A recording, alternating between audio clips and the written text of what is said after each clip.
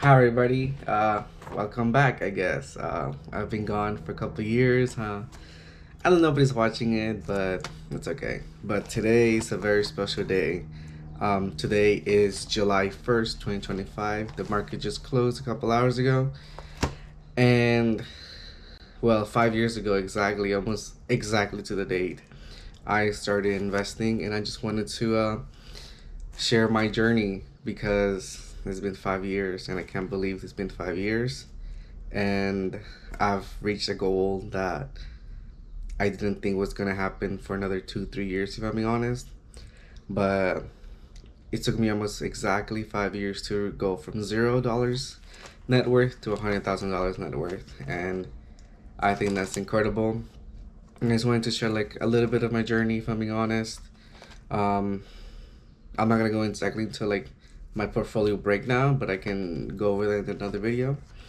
I was gonna like talking about it. But yeah, so it all really started in high school. I started investing towards like the very end and like end couple of months of my senior year in 2020. I started just kind of like wandering, googling, going on YouTube, trying to figure out how to invest. How do I do this? Because it is something that people always talk about. Invest for your future, invest for your retirement, but they don't tell you how to do it. They don't tell you go to this website. They don't tell you buy this stock. And I feel like even if they do tell you, they don't tell you the exact process. Like, for example, for me, every time I would go on YouTube and try to find out how to invest, it was buy my course, buy, go on my link description, and you have to pay money. And I'm just like, what? I'm not gonna pay because I don't have any money to invest.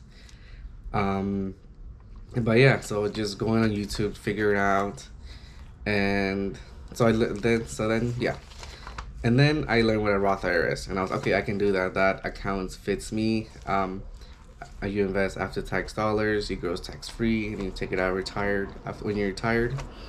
And so okay, I can do that. I can do that. So I started investing in January around January. Um, I didn't know what I was doing. I remember I invested. I put in $700, and then I bought something, let's say Apple stock, and it went down $5. So my now, yeah, one day it went down $5, and I was super scared. I didn't know why it went down. I thought it would always go up. I was like, well, this is a stupid idea. Why am I gonna invest when I lost $5? So I took all the money out, 695, and then I was like, you know what? I should probably look into it more. Risk reward. You know, S&P 500 stuff, like it eventually goes up, over the long term, but short term, I was like, okay, okay, that's probably what it was. Just a bad day. That's really what it was. Anyway, so I started saving because I was like, hey, like, while the time I was not going to invest, I was gonna like save up in my savings account. So, okay, I'll just save up straight up cash. So then I graduated, and then I didn't know if I was gonna go to college and stuff. Um, so I started working that summer before I went to college, still not knowing what I was gonna do. So then in July 1st, I started putting money back in. I remember July 1st, I put money back in. I put $700. I started buying some dumb stock, Nike stock, Virgin Atlantic stock, Funko Pop stock. It was like the dumbest shit ever. And then slowly, I was still putting in money over time. I then started getting serious, started learning more about S&P, value stocks, growth stocks, all that stuff. So slowly, I started um, reselling my stocks and putting into the S&P 500, and that just kind of started my journey.